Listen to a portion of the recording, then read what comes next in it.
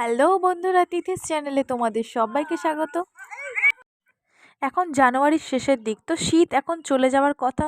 তো শীত চলে যাওয়ার আগেই ভাবলাম একটু ঘুরে আসা যাক। তো আবারও আমরা ঘুরতে চলে এসেছি আমার বরের মাসির বাড়ি, মানে তোমাদের দাদা ভাইদের মাসির বাড়ি। তো আমি আর আমার মেয়ে একটু বাইরে ঘুরতে বেরিয়েছিলাম মাসির বাড়ি এখানে এসে। আর আমার মেয়ে তো এখানে এসে ভীষণ খুশি, একা একা মানে ও হাঁটতে চাইছে, ও আমার হাতই ধরবে না বলতে গেলে।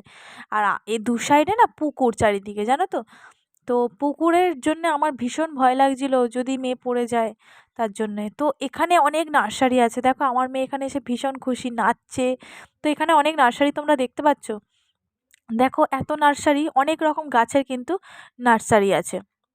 তো এখান দিয়ে গাছ কিন্তু বিক্রি হয় চারিদিকে। তো এখানে ভ্যারাইটিস কিন্তু নার্সারি রয়েছে। এখানে দেখো সবেদা আমি দেখাচ্ছিলাম, সবেদা হাত দিয়ে দেখাচ্ছিলাম, দেখো। এখানে কিন্তু কলমের গাছ, কলমের গাছ মানে তোমরা তো জানোই যে ছোট অবস্থাতেই ফল হয়, ছোট গাছেই কিন্তু ফল হয়, সেইটাকে কিন্তু কলমের গাছ বলে। তো আমার মেয়ে দেখো এখানে বসে গেছে, এখানে ছোট ছোট নার্সারিগুলো টেনে টেনে ছিঁড়ে দিচ্ছিল। আর যাদের বাড়িতে গেছিলাম আমার খুব ভয় লাগছিল তারা যদি কিছু বলে। তো এই গ্রামটার নাম কিন্তু বাঁকড়াহাট, এর আগেও একটা ভিডিওতে আমি কিন্তু বলেছিলাম। আর ভিডিওটা ভালো লাগলে কিন্তু একটু লাইক করে দিও, আর চ্যানেলটাকে সাবস্ক্রাইব করো, আর পাশে থাকা বেল আইকন বাটনটি প্রেস করে দিও, যাতে থাকে পরের ভিডিওগুলো তোমাদের কাছে খুব তাড়াতাড়ি পৌঁছে যায়। তো আমার মেয়ে দেখো না, মানে প্রত্যেকটা নার্সারির যে ছোটো ছোটো টব আছে, গাছগুলো আছে, সব টানতে শুরু করে দিয়েছে। আমার ভীষণ ভয় লাগছিল তো যদি কিছু বলে। আমার মেয়েকে দেখো বন্ধুরা, মানে এখানে এসে ছাড়া গরুর মতো হয়ে গেছে। অ্যাকচুয়াল আমরা যেখানে থাকি না, বেহালায়, সেখানে কিন্তু সব জায়গায় খালি বাড়িঘর আর ভর্তি, মানে এরকম গাছপালা, এরকম মাঠঘাট কিন্তু খুব কম, খুব কম, কি বলবো। তো টাউন এলাকায় থাকি, যার জন্য আমার মেয়ে বাঁধা ঘরের মধ্যে পড়ে থাকে, বাঁধা গলির মধ্যে পড়ে থাকে। তো এখানে এসে এত সুন্দর মাঠঘাট পেয়েছে, এত সুন্দর গাছপালা, ফ্রেশ কিন্তু নিঃশ্বাস প্রশ্বাস পাওয়া যাচ্ছে। তো আমার মেয়ে ভীষণ পছন্দ হয়েছে এখানে এসে। তো এখানে এসে ও সব ছিঁড়ছে, এখানে এসে ও খেলছে, এত জোরে জোরে দৌড়াচ্ছে, কি বলবো মানে। তো আমি ওর সাথে এখানে একটু বসে গেছিলাম, একটু পোজ দিয়ে একটু ছবি তোলার চেষ্টা করছিলাম। তো আমার বর বলল একটু ভিডিওই করি, পরে ছবি তুলে দেবো। তো আমি মেয়েটার সাথে একটু খেলা করছিলাম, ব্যাস। তারপর কিছু ছবিও তুললাম, দেখো এখানে গাঁদা ফুল ছিল, গাঁদা ফুলের সাথে একটু ছবি তুললাম। আমার মেয়ে এসে খালি মাঝখানে ডিস্টার্ব করছিল, একটু গাঁদা ফুলের সাথে আমি একটু ছবি তুললাম, বেশ ভালোই লাগছিল। তো এখানে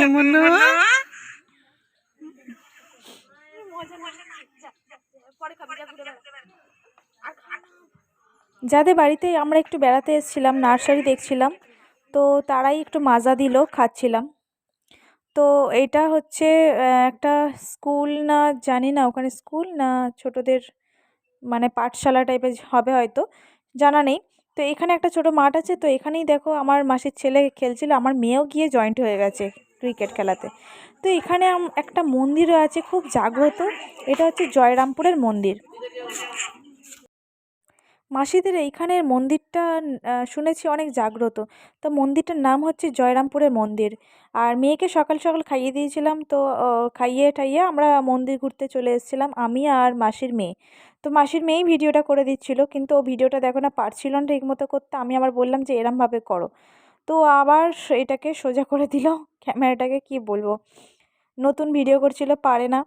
যাই হোক, মন্দিরটায় বাবা ভোলানাথ আছে। আর ভেতরে প্রবেশ করেও কিন্তু আমি আহ, ভোলানাথকে একটু চরণে নমস্কার করে নিয়েছিলাম, প্রণাম করে নিয়েছিলাম। তো আমি আমার মেয়ে তো এখানে এসে কি বলবো, পায়রা দেখে কি খুশি, পায়রাগুলো। আর এখানে আরও কিছু ঠাকুর আছে বাইরের দিকে, একটা বিশাল মানে আকৃতির একটা আম, বাবার মূর্তি আছে, মাটির মূর্তি। তো এইটা আমি দেখতে গেছিলাম, দেখো। আর সাইডে সাইডে কিন্তু ছোট ছোট মূর্তিও আছে, বাবার মূর্তি। তো ভীষণ ভালো লাগছিল। আর কি বলবো, আমার মাসির মেয়েটাও ঠিকমতো ভিডিও করতে পারেনি, খুব ক্যামেরাটাকে নড়াচ্ছিল।